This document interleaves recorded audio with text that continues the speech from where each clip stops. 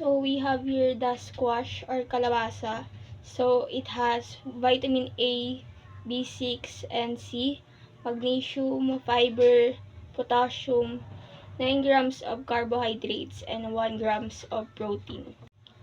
So next is the eggplant or talong. So it has vitamin C2, calcium, 2 milligram of iron, vitamin B6, vitamin B12, magnesium, and 1 gram of protein and calories. So next is the green beans or sitaw. So it has calories, potassium, 7 grams of carbohydrates, 1.8 grams of protein, 1 grams of iron, calcium, magnesium, vitamin C16, vitamin D, vitamin B60, and vitamin B12. So next is the ampalaya or bitter melon. So it has calories, 0.2 grams of fat, 13 milligrams of sodium, um, potassium, 7 grams of carbohydrates, 3.6 grams of protein, vitamin C, B6, D, and B12, 1 milligram of iron, 94 milligram of magnesium, and 42 milligram of calcium. So we have the garlic or bawang. So it has high levels of potassium, phosphorus, zinc, and sulfur, calcium, magnesium, iron, low levels of sodium, vitamin A, C, and B complex. So we have the onion or sibuyas. It has vitamin B6, vitamin C, vitamin D, and vitamin B12, 23 milligram of calcium, 0.2 gram of iron, 1.1 gram of protein, fat, calories, sodium, and magnesium.